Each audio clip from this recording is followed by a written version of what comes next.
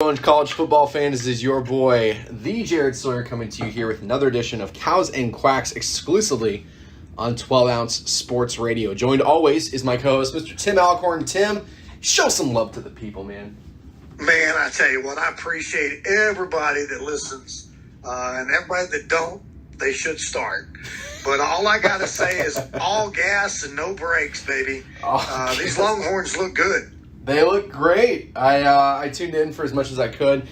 Gave them the look. Looks like, they had a decent week. I don't see, there's a little bit of a challenge, right? And it's to be expected from Louisiana. I mean, they're a good football team.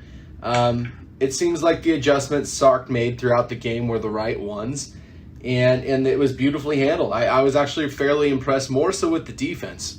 The defensive line, we gave up like 76 yards rushing, bro. And we gave up 276 yards passing, but a lot of that was after the game was over and they're just throwing it around. But I'll tell you, Hudson Card come in, first game, 14 of 21, 244 yards, 2 touchdowns.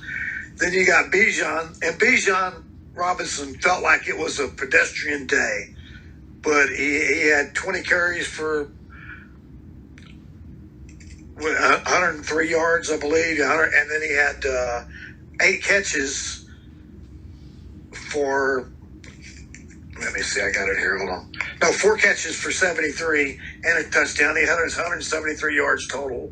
And it just seemed like it was an average day. This kid's very, very special. It's going to be cool to see him develop. We'll get into Texas game here in a little bit too. Before we break into Oregon's, so there was a column put out, and we've seen FCS teams upset Power 5 teams before. It happens. North Dakota's, one of those teams that, North Dakota State, excuse me, that'll go in and compete pretty consistently. Eastern Washington's another one of those teams that competes pretty consistently. But Montana, South Dakota State also. So they beat Colorado State last week. Yeah, South Dakota State. Yeah, but South Dakota State, Colorado State. I mean, you're talking about a mid-major program. I'm talking like Division I Power 5 teams losing to FCS teams, and that's only happened against ranked teams twice in the entire history of college football, since there's been a separation of 1A, 1AA, FCS, FBF, whatever you want to call it. So I went along the rabbit hole there. John Weiler is one of the sports writers out west here. He did a ton of research, him and his team. Turns out that the loss that Washington had to Montana is single-handedly the worst statistical loss in college football history. Worse than when App State beat Michigan in the Big House. Worse than when North Dakota State beat Iowa when they were ranked. And so I watched the game. I was flipping back and forth between Georgia, Clemson, and I was flipping back and forth between, I think there was another one going on at the same time, but UCLA, LSU, which is a great game. I was flipping back and forth because I had my eye on it, and I'm like, Washington, they went out and they scored in their first drive. Boom, boom, boom. Looked great. Didn't score again. The entire game. Montana was able to score, a late touchdown and then a field goal, and they won by 6 after kicking a field goal on their opening drive. And I watched the game, and Washington's defense was played actually really, really well. Their offense was atrociously bad, Tim. We were going to put them on the schedule this week. I don't know how in the hell they're only a 5-point dog in the Big House. Listen, I'm trying to take my bias as a Duck fan and us gloating that our rival had the worst loss in college football history, because we've seen them go 0-12 and we've had plenty of clout on them over the years. But as a Pac-12 fan, and that is our biggest rival, honestly, it's not something I wanted to see. I want Washington to be good and us beat the brakes off of them. Them losing and shaming the entire freaking Northwest and conference and our division is bad. In fact, Oregon is the only team in the division that did not lose their opening game in the North Pac-12 this last weekend. Yeah, it was rough. It was rough, man. Which caught me by surprise, which kind of leads me to what I was going to bring up. You know, so far you're leading our year of picks 13-6. You know, I went 7-7 last week. There's some stuff that I missed that we both missed. But what an exciting weekend for college football. Yeah, it really was.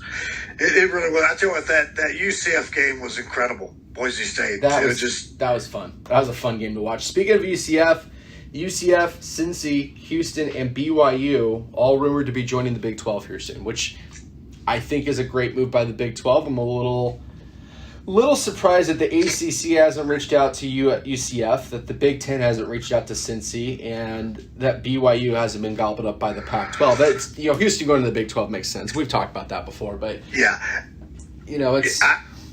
it seems desperate to me by the Big 12. Well, I mean, they got to do what they got to do right now. I'll tell you a team that's out there that has a chance in, a decade or less to become a powerhouse that someone needs to gobble up is Appalachian State. They're making moves. They remind me of Boise State. Boise State came up and started really upsetting people, and eventually they made their way in. But App State's a very small school. I would imagine they're going to end up, like Conference USA or something like that at some point. If they're not already, I don't know exactly what conference they're in, but yeah, I could see them going to ACC possibly. We'll see down the road. They're not that far removed when they beat Michigan, and to me, following them, I followed them for quite a few years. I wasn't shocked with that Michigan defeat like a lot of people was, because Appalachian State, they're a good team. They are a good team. Oregon had. I figured it was going to be a competitive game. Coming out of the gates, Kayvon Thibodeau as good as advertised. But thank you.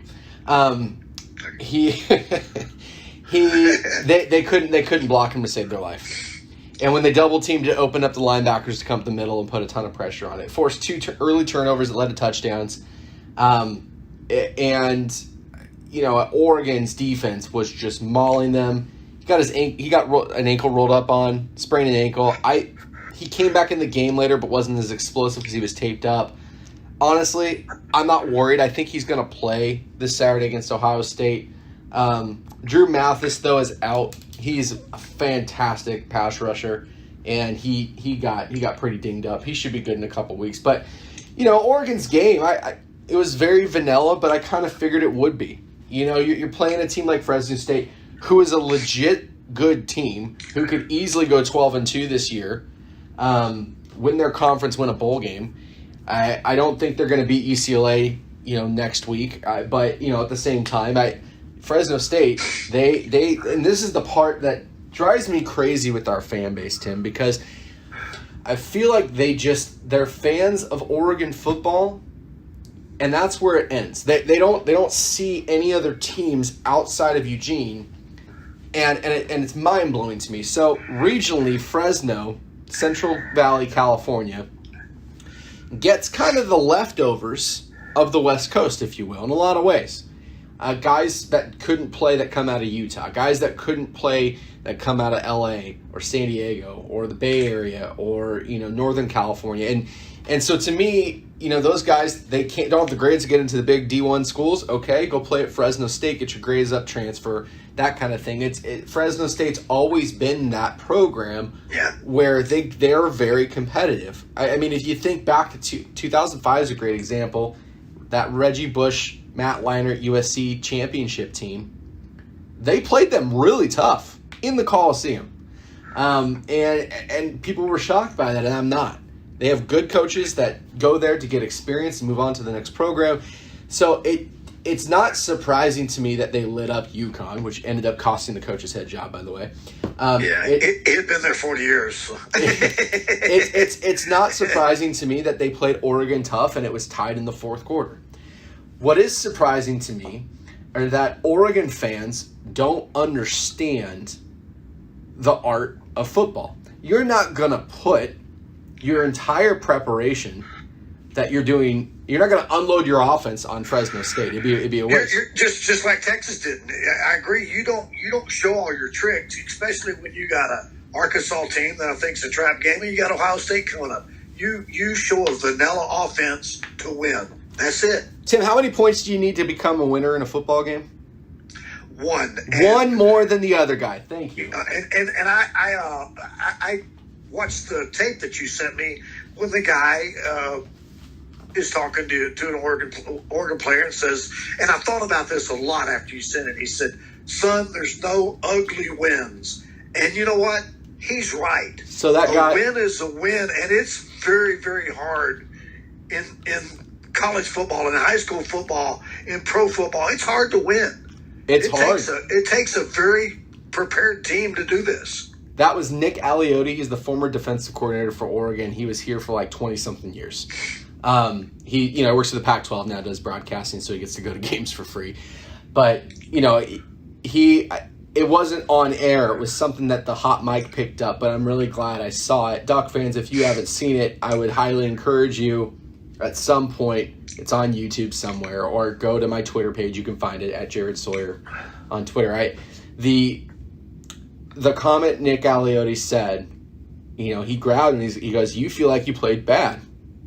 The kid won the freaking football game, but Anthony Brown, as a quarterback, as a leader, as a mature young man who's a sixth-year senior at this point, he's pushing 27. Tim, I mean, he's gonna go for his AAP card here pretty soon, ARP. But he took that as a personal loss, and it was really special to see Nick Aliotti come up and get in this drill and go, "Listen, you won the game."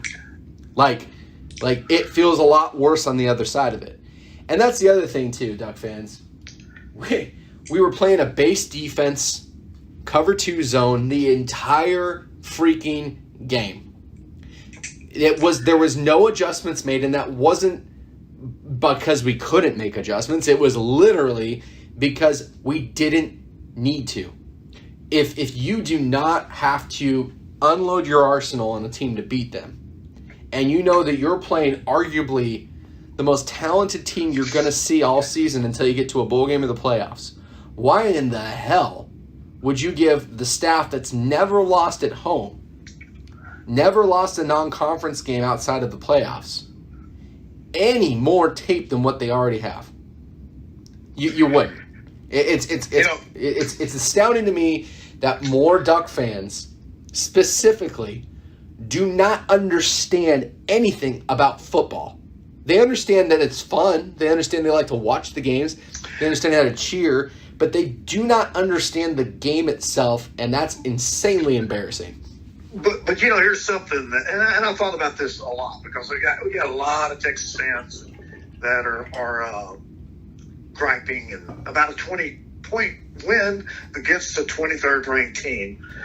But we do happen to, those voices are louder. The idiotic comments and things.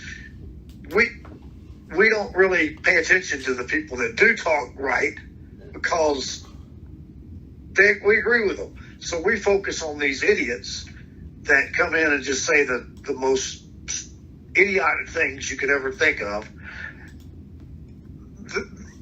They just get to us, is what it is. Well, it's because they're speaking about something that they're truly ignorant to. And that's the problem that happens not just with college football, with a lot of different topics in the world these days. Every sport. people get a sliver of a view of something, formulated opinion, and want to come across as an expert. And honestly, I know Tim and I do this show, and we've been doing this for a while, and we dissect college football. We're pretty dang good about picking games for the most part. We're really in tune to what's happening in the sport. I don't even know if I'd consider us experts, and it's so deep. There are so many layers to college football, specifically college football, that it makes it a very challenging sport to understand if you're not willing to allow yourself to get involved to that degree, because there is a chance for David to beat Goliath. Perfect example. Sunday night, Notre Dame Florida State, the Knowles and the tomahawk chop and the chant and that atmosphere just got to me. And then seeing Milton come on the field for the first time in 4 years. I had to hold back tears. That guy, I'm getting teary-eyed talking about it. I got Milton written down. I was going to talk about him because it was like, to me, forget our wins. That kid coming out and playing after what I saw happen to him at UCF, that was the feel-good story of the week, maybe of the year. Those are moments in college football that separate that sport from any other sport, even any other venue of football, and make it so unique and special that it doesn't matter. I can't stand Florida State, and I cannot stand Notre Dame. And that moment in that game still got me emotional because you just can't even imagine the kind of work it takes and the mental toughness to be able to go through that injury, rehab, and then also be good enough to play. It's one thing to get back to the point you can walk, let alone that's all play. That's all they promised him. We'll try to let you walk again. And he played well. He's got a bright future. If he can continue to progress, and Florida State should have won that game. They had them where they needed them to be. And how ironic that a field goal in overtime in that stadium on Body Bound night would go wide left. I just like that was I had to laugh. And the coach did the right thing. The coach made the right call so they could get 15 yards closer. The kid made but you know what? No one was rushing. I mean, people wanted to blame the coach. No, he made the right call. He made that kick 15 yards closer. Norvell's got those guys going in the right direction. He's going to continue to recruit. Florida State this year could, I think, be right in the mix in the ACC. From what I saw, if they play like they played and clean up some of their issues, they're going to be a really good team. I tell you what, though, watching full house, full stadiums. I forget what song, but 110,000 in Michigan was all singing a song together, and it's like, man, this is what we missed for 2 years in college football. It's special, man. It's special. There's nothing like it. There's also some really, really powerful games coming up this week. We don't have a lot of games like we did last week, because I don't think we'll top that opening week again. That was insane. We had games all the way up until Monday night, which, by the way, Ole Miss looks good, dude. Like, really good. I was impressed with them. Hey, and my dude wasn't coaching. He wasn't there. So, I mean, I'm a kid guy. So, Mississippi looks really, really good. Like, real good. Like, real good. Like, SEC should be on notice. Lane Kiffin's going to have his way this year with a lot of games. I don't know if they have the depth to go deep with the Georgia defense or a Bama defense, but they're going to make some waves for sure. They're loaded, bro. They're loaded. They are absolutely loaded with talent. First game of this week, coming up on Thursday night, the Holy War. Oh, I'm sorry, it's not Thursday night, it's Saturday. I lied. Number 21, Utah going into play number nothing, BYU. This game is always competitive. If you live back east, you probably don't care. Tune into this game.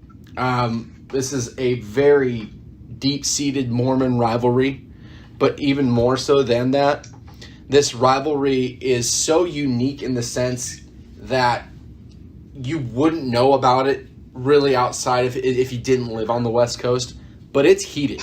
It is very, very heated. And it's one of those rivalries that are going to be very difficult to ignore. And I tell you something about Mormon fans. Love y'all, but y'all are nasty. Yeah, no shit. I was watching a thing with they were going about the rivalry on ESPN. I don't know if you saw it, but Steve Young was talking about when he was a junior that someone threw a frozen banana. Ooh. And knocked BYU's defensive coordinator out. The creativity that goes into throwing, I was at Oregon, Arizona 2009. Arizona was really good. They had a guy by the name of, Nick Foles. And he was a hell of a quarterback. in college. Footlong Falls, huh? Yeah, no, footlong. And Oregon won in overtime. And came back from like 13 down in the last 2 minutes of the game, and it was chaos. The Arizona fans were pelting the players with everything you could imagine, batteries, whatever. And it occurred to me in my head, I have been to hundreds of college football games over the years. Not once have I ever like carried in batteries, or in what you're talking about, frozen bananas, or any shit like that. I actually try to have as least on me as possible because it's you're moving around a lot. It's uncomfortable if you have a ton of stuff with you. Like, who the hell thinks to do this stuff? It just blows my mind. I'll tell you something crazy. My old boss, he'd go see the Rockets when they're in the playoffs. He went to Utah. The fans were throwing batteries. It's crazy. There's some crazy fans, man. There are some crazy fans. This game and this rivalry is going to be no different. By the way, the setting in BYU, right at the setting of the mountains, is one of the more beautiful atmospheres in college football. So if you live back east, you never tune into this game, please do yourself a favor. If you're a college football fiend junkie like Tim and I, you are absolutely going to want to tune in. That being said, I'll take the pick first. I did not see a whole lot out of Utah that I thought was overly impressive in their win. BYU, on the other hand, is very consistent. It's at home. It's a night game, 7:15 kickoff local time. I'm taking BYU by 7 in this one. I'm thinking something like 35-28, some roundabout score like that. Yeah, I got a 31-27 BYU victory.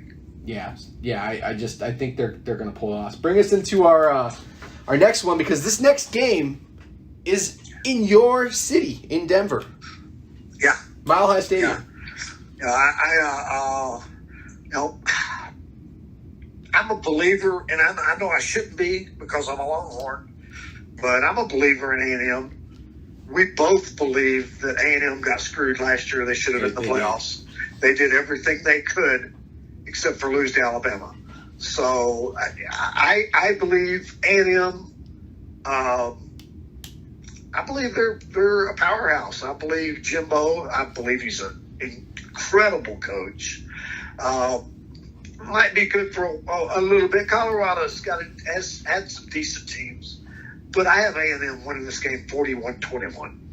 Yeah, your spread's a little further than mine, even though this is at a quote-unquote neutral site at Mile High Stadium, which I think is kind of cool. They're not going into Boulder. They're doing this, at a bigger stadium, and they're probably doing it to accommodate all the A&M fans that are coming into Denver. Oh, yeah. They travel well. I would imagine. So I have A&M winning this thing. I actually have it 31-21. You got an extra 10 points in there than me. Number 10, Iowa, going into play. Number 9, Iowa State. I'm a little disgruntled that College Game Day did not go to Columbus for the Oregon-Ohio State matchup, but it's okay. I'll get over it. Both these teams, Iowa State did not look very good against Northern Iowa, and Iowa looked really good against Indiana. Yeah, Iowa rolled. I want to hear your take on this, man, because this is a very sneaky, confusing game to try to pick, because it comes down to, did we see everything we needed to see, from Iowa State? Were they holding back because they have a big, big game with a rival this week? I have just an incredible game. I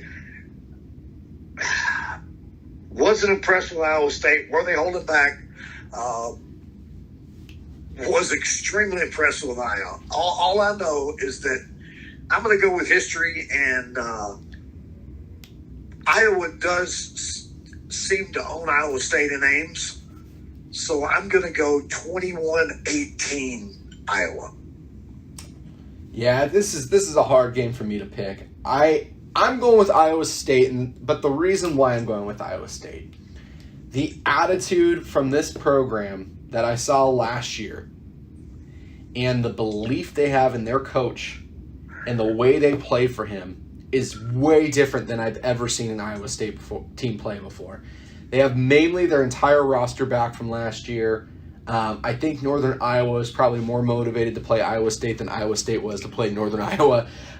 This game, you're going to see the best out of everybody, and I don't expect this game to be a blowout. I don't expect this game to be something that, is ridiculous. I don't think there's that much separation with these teams. I just think Iowa State at home with the atmosphere in Ames and the passion they have and the way these guys play, chance to prove themselves. Because you remember, this game is a humongous game, not just for Iowa, but for Iowa State, because they really don't have anyone else on their schedule till later in the year that's ranked. Let alone there's no strong out-of-conference thing for them. So if they're going to make any waves towards the playoffs, they have to win this game. Iowa has a much harder schedule. I'm taking Iowa State by a field goal in this game. I'm saying this is going to be something like 24-21, Iowa State in the closing moments. But I'm going with my gut on that. Yeah, I tell you what, I'm disappointed. I'll get into my games coming, but I'm disappointed in Oklahoma. They first off, they should have lost to Tulane. Yep. And they're playing like Western Carolina or something. I forget this week. No, they're playing another cupcake, and it's like they're not understanding what it takes to get in the playoffs. So, my biggest gripe on Oklahoma in recent years has been their defense.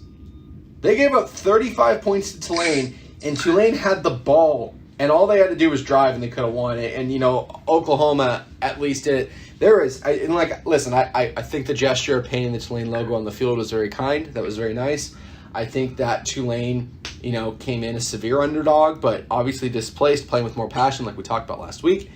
But there is no reason in the world that this Oklahoma team, with as much talent as they have, should have been pushed to that brink. And it's not like they were holding back. Like you said, they have no one on their schedule until Texas. So this is one of those situations where Oklahoma has not taken another step on defense. Like everyone was saying they were going to, and they ranked them so freaking high in the polls. Oklahoma hasn't changed. They are really good on offense. They are abysmal on defense. And I don't get it, to be honest with you, because it's Oklahoma. They can recruit their ass off. So it's really strange to see that from them. If they don't get it together, it's not going to be pretty in Dallas when we play them. No, I'm telling you right now. That game's always close. I mean, there's only been a handful of blowouts I can remember in the Red River rivalry, dude. I mean, no matter who is ranked where, no matter what the records are, Texas having a bad year, Oklahoma's having a bad, it does not matter. Both undefeated doesn't matter. That game is always competitive. Speaking of your Longhorns. Yeah, we're going in to play Arkansas, and I circled this game as a trap game. Told you off air that it worries me, but I saw enough with the vanilla Texas, and Arkansas struggled for 3 quarters to see that I believe that the Longhorns are going to go in there and handle it.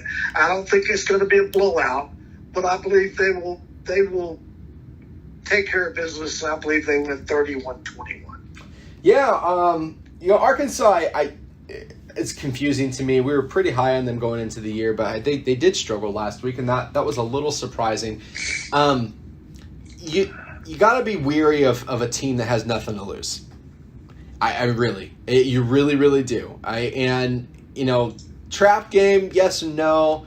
I mean, Texas plays Rice next week, so it's not like, they have like a big opponent coming up. I mean, Rice can put up some points here and there, but they're not going to beat Texas. To me, this game is going to come down to Arkansas's ability to slow down Texas, and it's not. I just don't think it's going to happen. I have Texas winning this thing big. I think they're going to win. I had it written down 42-17. I think Texas is going to massacre them.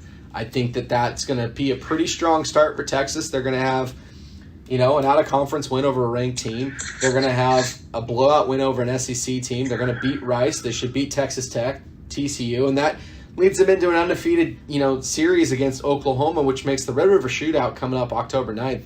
That's going to be a big freaking game, dude. As it should be. I mean, every year that game should be the biggest game in the Big 12. And soon to be, SEC, obviously. But, it's a huge game. I'll tell you something I saw last week against Louisiana Lafayette. Sark didn't let off like I said, it's all gas, no brakes. And the difference between him and Herman would have let them back in the game. That's the difference between those two coaches that I see. Yeah. Sark, when he's sober, hell of a coach, man. Sober Sark. And I honestly, I think he's going to continue to grow at Texas. I think that's a great fit for him. Should be interesting to see how they develop. We all deserve second chances, brother. We all do. Game of the week, my Oregon Ducks, your Oregon Ducks, everyone's Oregon Ducks, going in to play the most hated team in college football, the Ohio State Buckeyes. Tim, I want to hear your thoughts on this game. Ohio State, it took them a while to get rolling. Y'all struggled against Fresno State. And I think this is going to be a great game. I'm picking your Ducks. I believe that they're going to pull it out. I believe that they're going to win 38-34. I believe that they're going to stop Oregon on a final drive to win the game. You mean stop Ohio? Ohio. I'm sorry. Stop Ohio State on the final drive to win the game. Wow. What do you think the keys to the game are? I want to hear those from you because we haven't really talked about this much, and that's on purpose. I wanted to hear your breakdown on this. I have one key. I believe that this is the key to the game.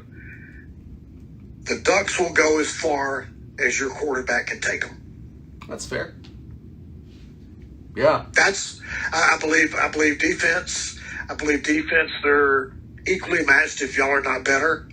Defensively, and I believe it's going to be a shootout. I believe there's going to be a lot of points scored, but I believe that they will go as far as your quarterback can take them. This is a tough game. Oregon's a 14-point dog. Never beat Ohio State. 0-9. Dating back all the way to like 1958 or some shit. The most recent matchups we've had, 2009, 2010 in the Rose Bowl, didn't perform. Terrell Pryor, I was at that game. He had a game of his freaking life. Ohio State got extremely lucky on a couple plays, and that was it. That was the reason for the game.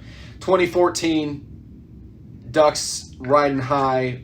We had a very beat-up O-line, a decimated receiving core, and Marcus Mariota, and Mariota wasn't enough. Wasn't enough to get it done. Got our asses kicked in that game against a very talented Urban Meyer and a very talented Oregon Ducks roster. If we had had Mario Cristobal or Chip Kelly, I really believe that game would have gone significantly different.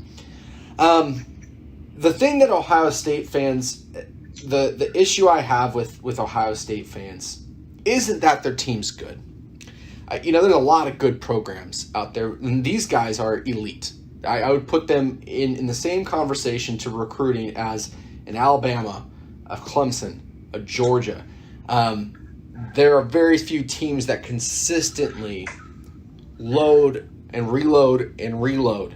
And Ryan Day has never lost a non-conference game. He has never lost at home.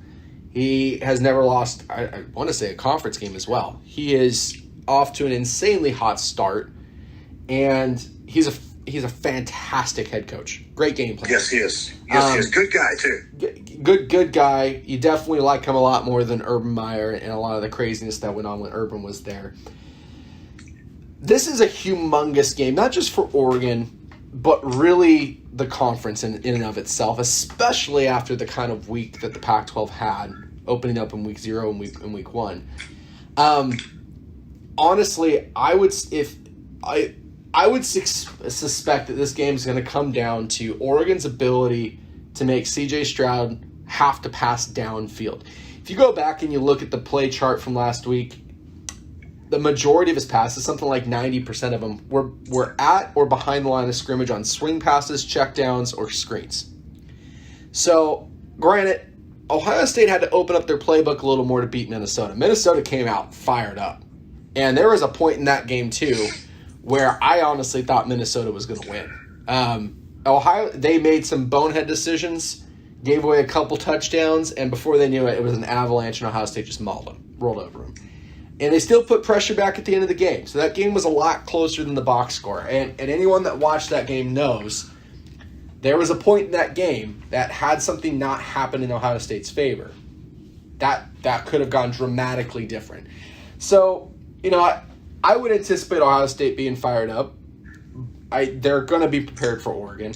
But I look at this game as coming down to keeping Stroud in the pocket, making him have to make reads downfield where he's not comfortable and didn't look very good against Minnesota. If you flush him out, he gets 3 or 4 yards, okay, that's fine.